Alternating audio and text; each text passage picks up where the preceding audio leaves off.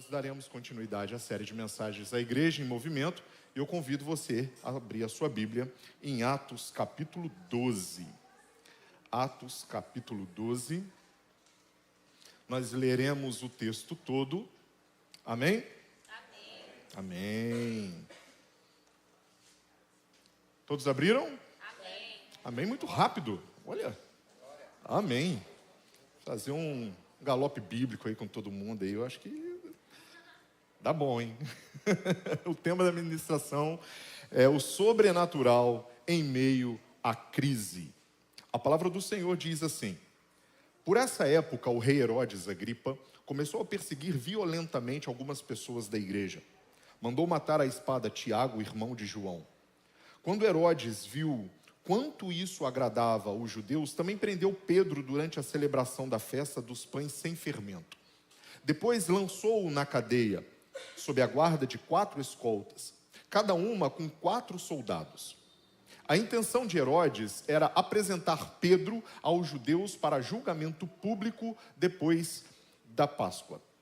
Enquanto Pedro estava no cárcere, a igreja orava fervorosamente a Deus por ele. Na noite, antes de Pedro ser levado a julgamento, ele dormia, preso com 2 correntes entre 2 soldados, e outros montavam guarda na porta da prisão. De repente, uma luz intensa brilhou na cela e um anjo do Senhor apareceu. Tocou do lado de Pedro para acordá-lo e disse: depressa, levante-se. E as correntes caíram dos pulsos de Pedro. Então o anjo lhe disse: vista-se e calce as sandálias. E Pedro obedeceu. Agora vista a capa e siga-me, ordenou o anjo. Pedro deixou a cela seguindo o anjo. O tempo todo, porém, pensava que era uma visão, sem entender que era real o que ocorria.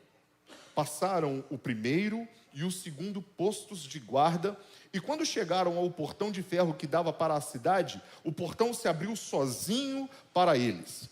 Os 2 passaram e foram caminhando ao longo da rua, até que subitamente o anjo o deixou. Por fim, Pedro caiu em si. É verdade mesmo, disse ele. O Senhor enviou seu anjo para me salvar daquilo que Herodes e os judeus planejavam me fazer. Quando Pedro se deu conta disso, foi à casa de Maria, mãe de João Marco, onde muitos estavam reunidos para orar. Ele bateu à porta da frente e uma serva chamada Rode foi atender.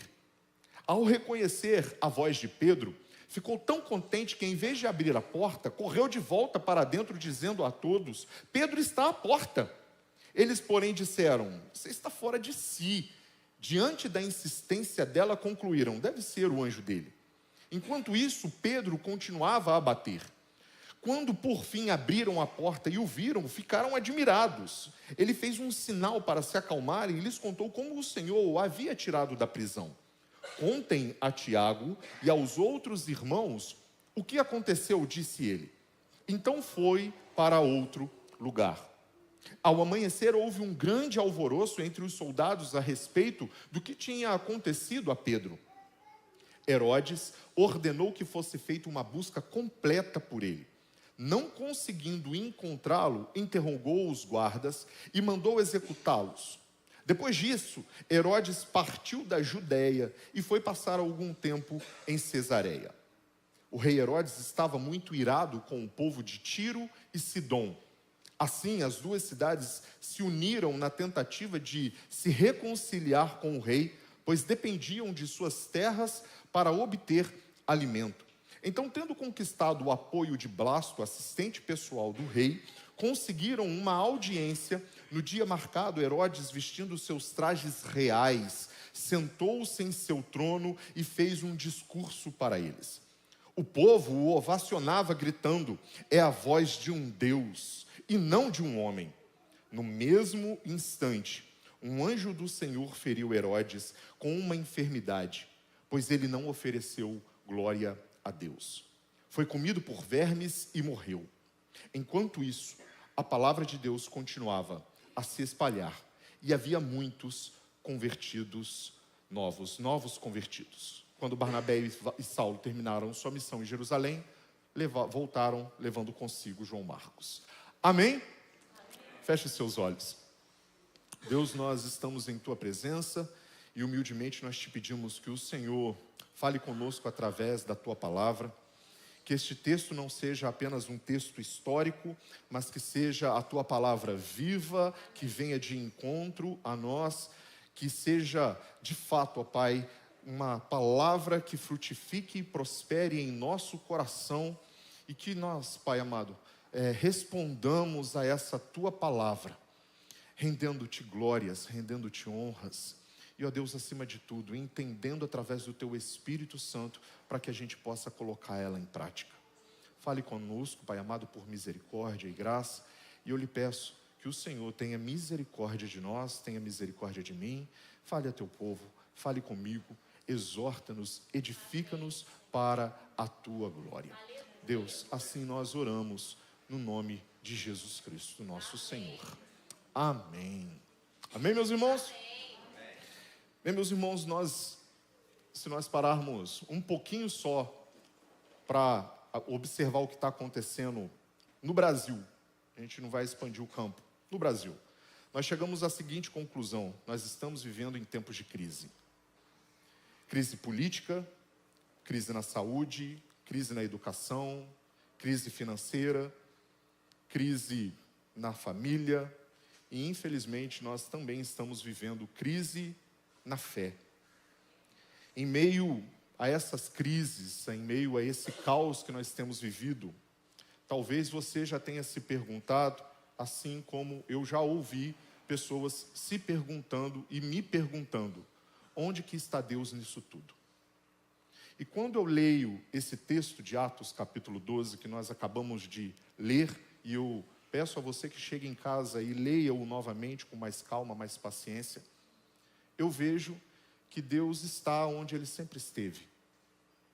E detalhe, Ele sempre esteve e sempre estará, assentado num alto e sublime trono, governando tudo, todos, governando a história do Brasil. Tudo está no controle das mãos de Deus.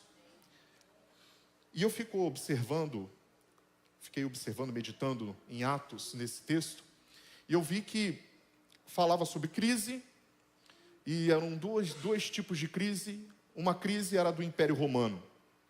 O Império Romano estava passando por algumas dificuldades. E alguns comentaristas chamam essa crise que o Império Romano estava passando de tempo da angústia. E o interessante é que, como todas as crises têm os seus aspectos, essa crise também tem os seus fatores. Eu vou destacar aqui rapidamente 3 fatores que apontam e mostram para a gente que de fato estava acontecendo uma crise no Império Romano naquele momento. O primeiro fator é a fome. Olha que interessante, em Atos, o texto anterior que nós lemos, no capítulo 11, no versículo 27 e 28, durante esse tempo, alguns profetas viajaram de Jerusalém a Antioquia. Um deles, chamado Ágabo, pôs-se em pé numa das reuniões e profetizou pelo Espírito que uma grande fome viria sobre todo o mundo romano. E o detalhe que a própria palavra diz, isso se cumpriu durante o reinado do imperador Cláudio. Portanto, o primeiro fator que aponta essa crise no Império Romano é a fome. Tanto que o apóstolo Saulo e o apóstolo Barnabé estavam em viagem levando para a Judéia ofertas recolhidas dos irmãos de Antioquia para entregar na mão dos presbíteros, para servir aos irmãos da Judéia, porque eles também estavam passando fome. O segundo fator é a perseguição que os cristãos sofreram por parte dos judeus. Atos capítulo 3, a partir do versículo 11 ao 16, o apóstolo Pedro se põe de pé e ele prega um duro sermão. Um sermão bem assinto, sabe? E ele cobra os homens que estão ali diante dele, no pórtico de Salomão, e acusa aqueles homens de terem entregue Jesus de Nazaré para ser crucificado. E a partir desse momento, publicamente, fica muito nítido a perseguição dos judeus e dos religiosos à igreja de Jesus Cristo. Portanto, até chegar ao capítulo 12 que nós vemos, desencadeou várias vezes a perseguição, não somente por parte dos judeus, mas também por parte do Império Romano aos cristãos. E o terceiro fator é a perseguição política por parte específica de Herodes Agripa. Quero chamar sua atenção que esse Herodes Agripa aqui, ele não é o Herodes que matou as crianças, né, do tempo de Jesus. Esse Herodes Agripa aqui, ele é sobrinho de Herodes Antipas. É muito Herodes, né? São quase 5 Herodes. São quase 5, mas especificamente eu vou destacar só esses 3, tá? Herodes Antipas foi aquele que decapitou João Batista. E esse Herodes Agripa, que está aqui especificamente no capítulo 12, ele é neto de Herodes o Grande, aquele que construiu o templo reconstruiu o templo de Salomão e aquele que mandou matar as crianças. Deu para entender? Ok? Os outros Herodes a gente deixa de lado, tá bom? Não precisa compreender eles, não. E esse Herodes, meus irmãos, ele era um homem muito mau, muito perverso. E olha o que a Bíblia diz, que Atos, no texto que nós lemos, do versículo 3, diz o seguinte: Herodes viu que matar Tiago agradou aos judeus, e por interesses políticos mandou prender a Pedro também. Portanto, meus irmãos, era uma crise que estava instaurada no Império Romano. Mas Atos capítulo 12 também descreve um tempo de profunda crise na igreja. Porque Tiago é morto, decapitado. Pedro é preso. A igreja agora está acuada dentro de um local, dentro de um ambiente, orando. Eles não podem se expor. E se eu estivesse ali naquele local, a minha visão, quando eu olhasse para Herodes, naquele posicionamento de matar Tiago, de prender Pedro e de perseguir os cristãos, seria de que Herodes era invencível. Portanto, está uma situação quase que absurda para a igreja, onde ela talvez não veja como se expor publicamente para anunciar com mais veemência o nome e o evangelho de Jesus. Porque está passando por uma crise. E interessante, meus irmãos, que é justamente nesse ambiente de perseguição e dor pela perda de Tiago que Deus manifesta o seu sobrenatural. Livrando Pedro, julgando Herodes e principalmente fazendo a sua palavra prosperar. Mas o interessante é que você também pode pensar assim como eu pensei na hora que eu estava meditando nesse texto. Mas por que matou Tiago e libertou Pedro? Em meio à crise, por que Deus permitiu Herodes matar Tiago, mas Deus não permitiu Herodes matar Pedro? A resposta é muito simples para você. Não sei. Deus é soberano. Deus faz o que quer. Deus olha para um e fala, vou salvar. Deus olha para outro e fala, eu vou matar. Deus olha para um e fala, eu vou salvar. Mas o entendimento que nós precisamos ter é que independente se um morre e é salvo, e o outro é liberto da prisão, mas é salvo também, é que a soberana vontade do Senhor, ela atua da forma que Ele quer. Porque Ele é soberano e Ele faz aquilo que Ele deseja para a glória dEle mesmo. Aquilo que lhe apraz, Ele vai fazer. Portanto, se nós ficarmos matutando a noite inteira, porque um foi salvo e o outro morreu, meus irmãos, nós vamos bater a biela, porque nós não vamos conseguir entender os propósitos e os desígnios secretos de Deus. Aquilo que Deus expôs para nós, amém. E aquilo que Deus não expôs para nós, amém. E a gente continua a nossa vida, glorificando Ele como Deus. E eu quero compartilhar com você, rapidamente, eu não vou me alongar, tá? Porque já tem 20 minutos, eu tenho 20 minutos, e eu vou dividir com você esse capítulo inteiro. Mas não se preocupa que não vai demorar não, tá bom? Então eu vou te convidar a permanecer com a sua Bíblia aberta, tá bem? A primeira divisão, eu dei o nome de opressão humana e a aparente vitória do mal. Está justamente no texto, capítulo 12, do versículo 1 ao versículo 4. O que está acontecendo aqui? A igreja estava crescendo muito rápido.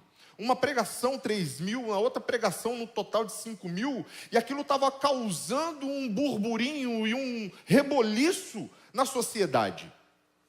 As pessoas estavam se convertendo, estavam entendendo que Jesus era de fato o Messias prometido.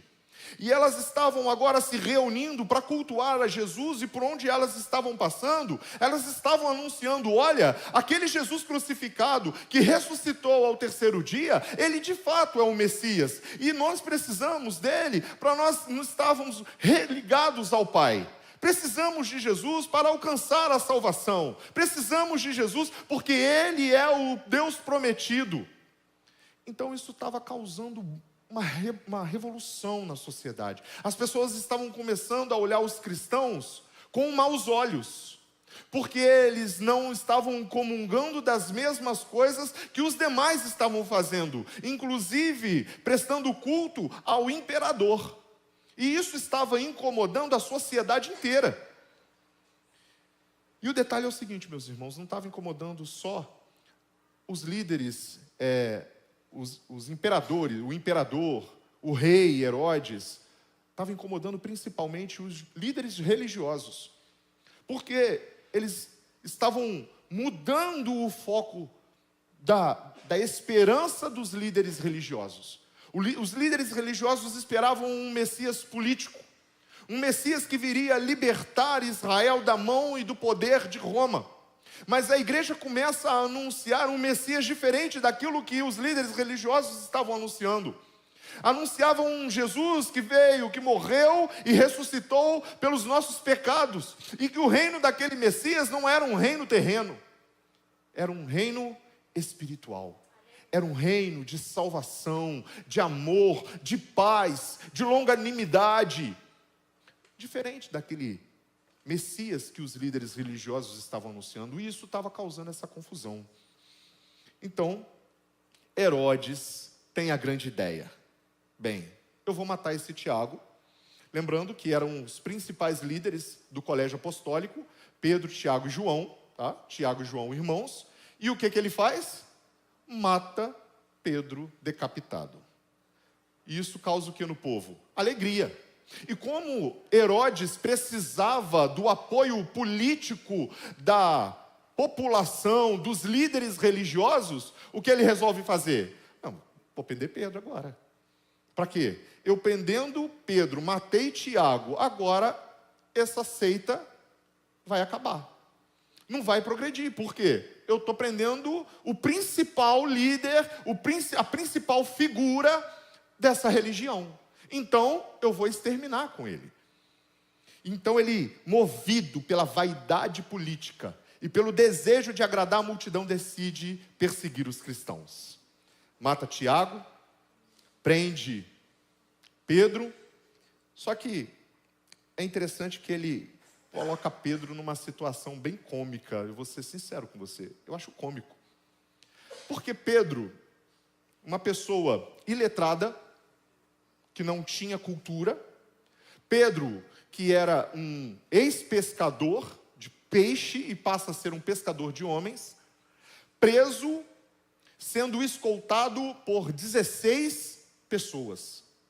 Imagine uma pessoa sendo escoltada por 16 policiais, por 16 seguranças. E o detalhe, ele está dentro de uma cela. Nessa cela, ele está ali, apenas com as suas roupas de baixo, e o que acontece? Ele está preso entre 2 soldados. E eu estava lendo, alguns comentaristas estavam falando que nessa cela, tinha Pedro, 2 soldados, na porta para a saída. Um soldado em pé e o outro soldado em pé. Está aqui, 4 soldados dentro de uma cela.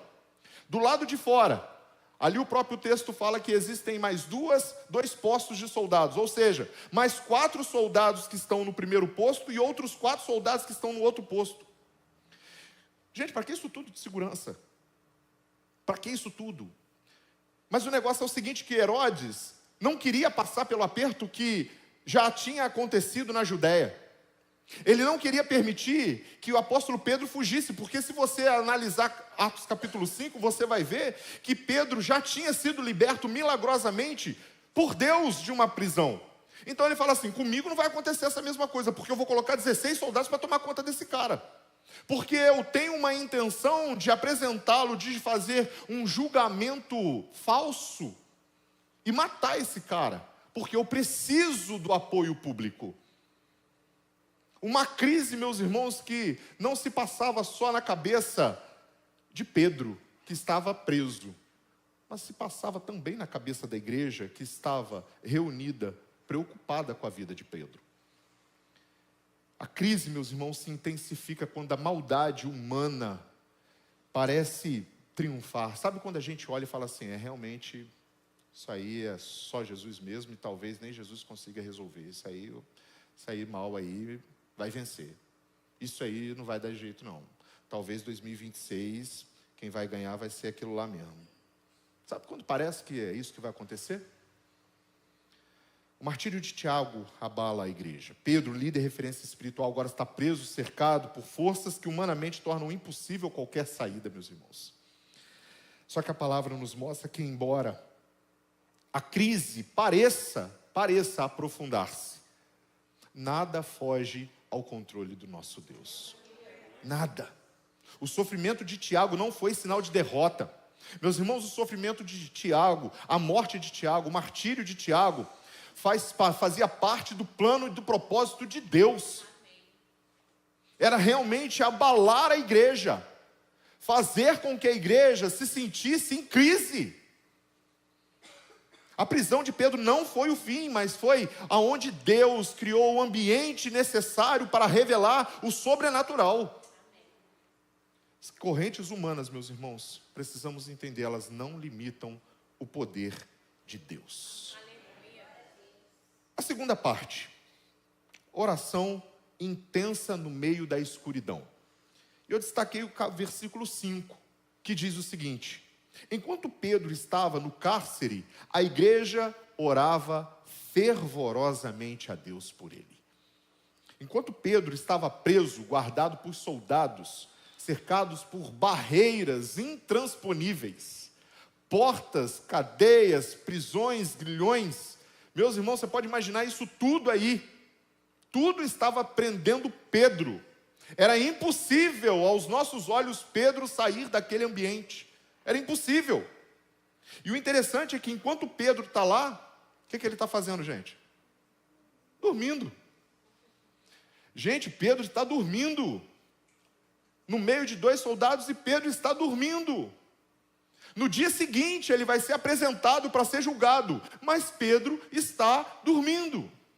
E enquanto ele está descansando na confiança no seu Senhor, sabendo que tudo o que está acontecendo vai acontecer para a glória de Deus, a igreja está reunida. E o interessante aqui é que o verbo que Lucas usa para descrever essa fervorosa oração, ela dá a intenção, dá o sentido de se estender-se ao máximo. É como se você pegasse algo e puxasse com bastante força para ela ter elasticidade suficiente e esticando. Ou seja, era uma oração com intensidade, com perseverança. E o mais importante, era uma oração coletiva, com um só propósito. Eles estavam orando para Deus cuidar de Pedro.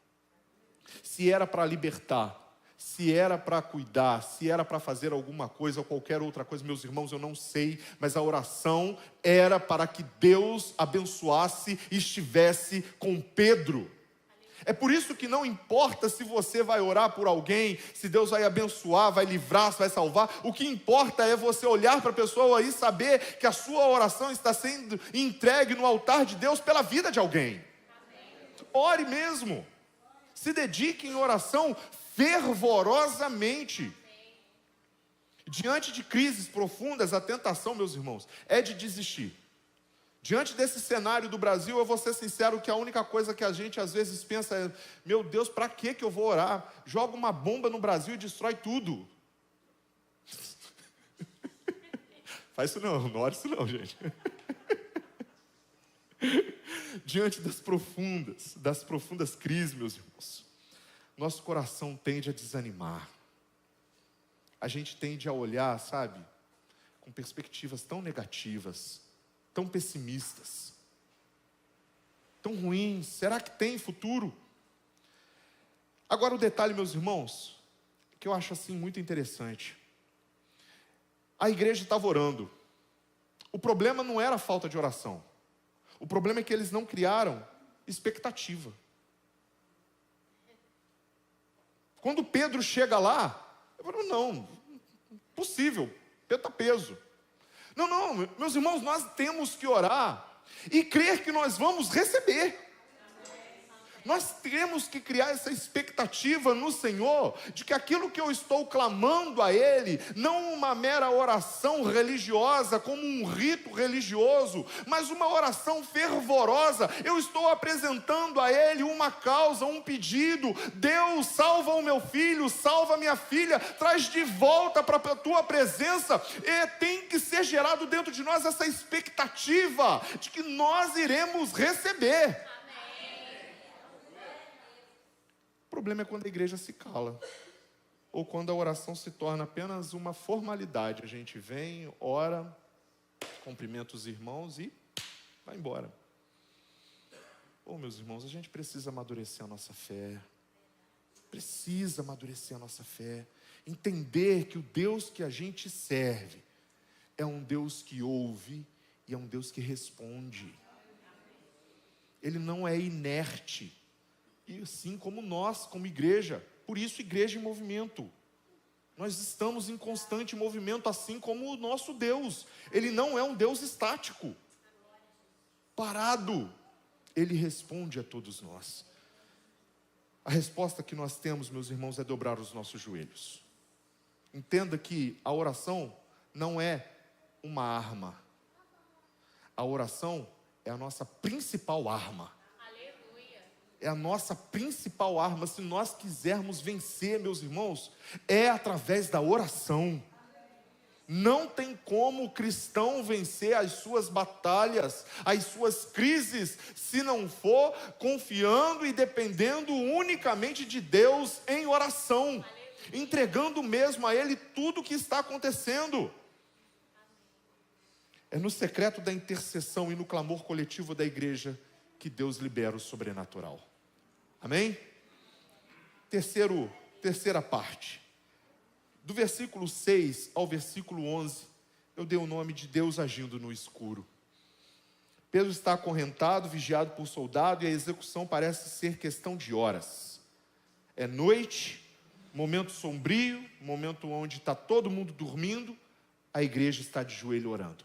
E Pedro dorme, tranquilamente, confiante no seu Senhor. E nesse ambiente de escuridão e impossibilidade que o Senhor envia um anjo para intervir. Eu, lá, meus irmãos, dificilmente acreditaria que aconteceria uma coisa dessa. Pedro, amanhã vai morrer, vai ser julgado, vai morrer. Tiago já morreu, agora é a vez de Pedro. É um tapa, sabe? Que eu levo quando eu estava meditando nesse texto. Gente, como que eu estou muito pequeno diante da oração, sabe? Orar mais, buscar mais mesmo, meditar mais, saber e confiar que o meu Deus é um Deus que age. O problema é que muitas vezes nós olhamos para essas correntes e concluímos que não existe mais esperança. Achamos que essas correntes são mais fortes que o braço de Deus. Aquilo que está prendendo a sua família, aquilo que está prendendo o seu irmão, o seu parente, quem quer que seja, não tem solução mais. Tem sim! Tem, porque nós servimos a um Deus que o braço dele é forte. Ele é mais forte do que a crise que a gente possa estar enfrentando. O nosso Deus é mais forte que os políticos. O nosso Deus é mais forte que Herodes. O nosso Deus é mais forte que qualquer um, meus irmãos. E por isso que nós precisamos confiar nele. O anjo do Senhor aparece e realiza uma libertação sobrenatural. As cadeias caem sem as mãos humanas. O portão de ferro se abre automaticamente. E Pedro está ali assim, sem entender o que está acontecendo. Vamos, Pedro, vamos, para onde? Para onde que ir? Ele está achando que é um sonho. Depois que o anjo sobe, subitamente some, ele falou, não, peraí, o que aconteceu é de verdade. O que aconteceu é isso mesmo. Meus irmãos, eu não sei quantos de vocês já passaram por situações desse nível, não com um anjo materializado, mas às vezes a notificação do médico que fala assim, olha, você não tem mais nada. A minha esposa está lá em cima, mas há muitos anos atrás, alguns anos atrás, minha esposa recebeu uma notificação do médico. Ela falou assim: olha, você não tem mais um problema no cóccix, naquele último osso da coluna. Você não tem. Ah, mas como assim não tenho? Não tenho, ué. Está aqui, vamos fazer mais um exame. Fez mais um exame. Pegamos o exame e falei assim: ué, mas como pode? O osso, ele é assim, ó, o último osso da coluna. O dela era para o lado e trincado. Lá, fez o exame, está lá. Eu falei, mas como? Não sei, é Deus. É Deus, meu irmão. A única explicação que eu posso dar. Foi a única explicação que o médico pôde dar. Há um mês atrás, muitas pessoas aqui não sabem, eu acho que a maioria de vocês não sabe. Uma parente minha tentou suicídio. E eu saí do serviço, fui direto para o hospital. Na hora que eu cheguei lá, o médico virou para mim e falou assim: olha, eu só tenho 2 opções para te dar. Eu falei, pode falar. Ele falou assim: a primeira é a morte. A segunda é ela sobreviver, mas ficar completamente sequelada. Eu falei, tem uma terceira aí? Ele falou assim: a terceira é só se for Deus. Eu falei, então nós vamos na terceira. Nós vamos na terceira. 2 dias depois, a pessoa está de pé. De coma, entubada, está de pé. Foi liberada para casa. O médico falou assim: olha, a terceira opção aconteceu. Eu falei, eu sabia, porque eu confio em Deus. Mas por que aconteceu isso com ela e não com outros? Porque Deus é soberano e Ele faz o que Ele quer, meu irmão. E se ela tivesse morrido? Glória a Deus. Precisamos confiar, mas gerar também expectativa que nós iremos receber, meus irmãos.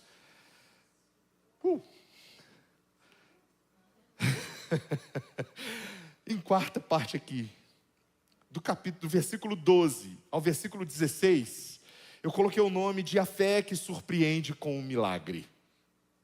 Após ser liberto pelo anjo, Pedro vai até a casa de Maria, mãe de João Marcos, onde a igreja estava reunida em oração. E é interessante que quando você se pergunta, mas por que ele vai especificamente para a casa de Maria, mãe de João Marcos? Por quê? Porque a igreja se reunia ali, e os estudiosos dizem que a casa dela era o cenáculo do qual os 120 discípulos estavam reunidos e o Espírito Santo desceu. Era uma parte, um setor, um cômodo na parte superior da casa dela, muito grande, onde as pessoas estavam reunidas. E era ali que a igreja em Jerusalém se reunia. Então Pedro é liberto e ele vai para onde? Para a igreja. Ele vai encontrar com os seus irmãos, levar uma boa notícia, uma notícia de livramento. A reação da igreja é surpreendente, eles não acreditam de imediato. O que está acontecendo? O que aconteceu? Está acontecendo, gente, Deus respondeu a oração deles e eles não estavam acreditando. Gente, quantos de nós às vezes recebemos as bênçãos que nós oramos há 10 anos atrás, e a gente fala assim: nossa, meu Deus do céu, eu recebi.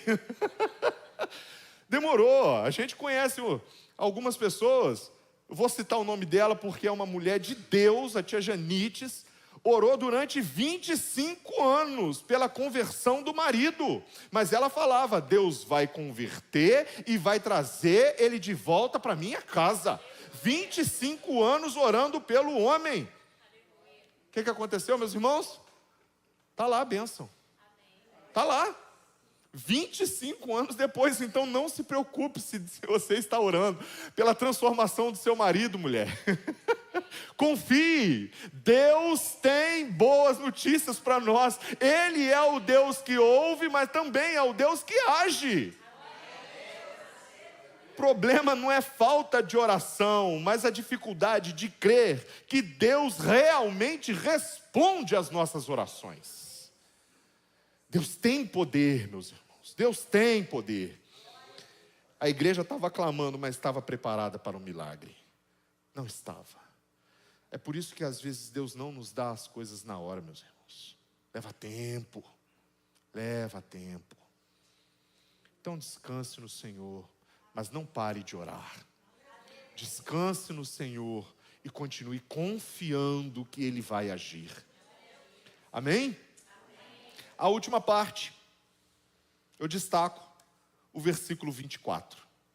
Eu coloquei o tema, a glória de Deus e o crescimento da igreja. O versículo 24 diz o seguinte: enquanto isso o quê? Enquanto isso tudo está acontecendo, Pedro preso, Tiago morto, Pedro liberto, a igreja se espanta com a resposta da oração, tudo isso está acontecendo.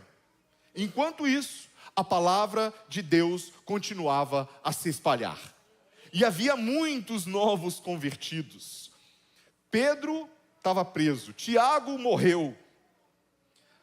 Parece que o capítulo me traz um conforto, sabe?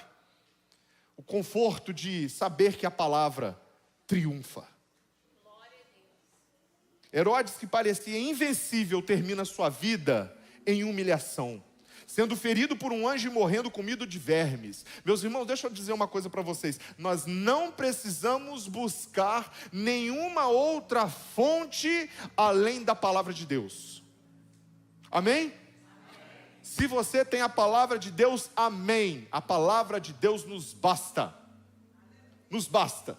Mas é tão interessante quando a gente encontra algo que testifica, algo que testemunha aquilo que a palavra de Deus diz. O historiador Flávio Joséfo registrou em seu livro Antiguidades Judaicas, no capítulo 3, seção 364 ou 347, eu não anotei, que enquanto Herodes está naquele trono, sentado diante dos representantes da cidade de Tiro e de Sidom, está ali conversando e fazendo o seu discurso. Flávio Joséfo diz que ele está sentado e ele vestiu as suas vestes reais, e as vestes dele tinham fitas de prata, e como o anfiteatro onde ele estava voltado para a direção do nascer do sol, enquanto as pessoas estavam observando ele estava ali proclamando o seu discurso, as pessoas olhavam e o reflexo do sol batia naqueles fios de prata e reluziam como o sol. E as pessoas olhavam, ouviam sua voz diante daquele resplendor e diziam: é como um Deus, é a voz de um Deus. Flávio Joséfo diz que naquele exato momento em que ele recebe a glória e acolhe para si a honra que pertencia a Deus, uma coruja pousa do lado dele. Preste atenção. Uma coruja pousa do lado dele. Isso não é algo supérfluo a se deixar passar. É algo muito importante, pequeno, mas é importante. Porque, meus irmãos, uma coruja, quando aparecia para os gregos, para os romanos, era sinal de boa sorte. Opa, eu vou ter uma boa sorte. Mas no momento em que a coruja pousa, o coração dele se aperta e ele entende que ele fez algo errado. A coruja despertou dentro dele o entendimento que aquilo que ele fez não deveria ter feito, que era roubar a glória de Deus. E naquele exato momento, Flávio Joséfo, ele registra.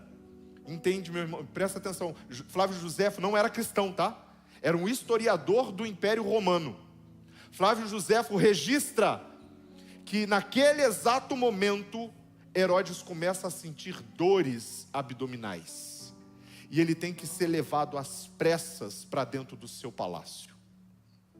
5 dias depois, exatos 5 dias depois, ele morre, porque ele começou a expelir bichos de dentro do seu umbigo para fora de si, confirmando a palavra de Deus.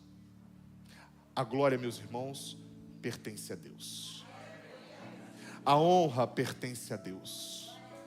Aquilo que parecia impossível, aquilo que começou com um rei no trono, terminou com um rei morto. Aquilo que começou com um apóstolo morto e um apóstolo preso, termina com um apóstolo sendo libertado e anunciando as boas novas de salvação. Aquilo que começou com uma igreja em crise, termina o capítulo mostrando que a palavra de Deus não estava presa e ela se espalhava, e o número de novos convertidos se aumentava. Meus irmãos, o corpo pode até estar preso, mas a palavra de Deus nunca sofrerá grilhões. A igreja de Cristo Jesus continua avançando e nada pode impedir o avanço da igreja. Nós continuaremos a anunciar as boas novas de salvação, independente se nós estivermos presos ou estivermos em qualquer outro lugar, sendo mortos ou estando vivos. Tertuliano diz que o sangue dos mártires é a semente do Evangelho.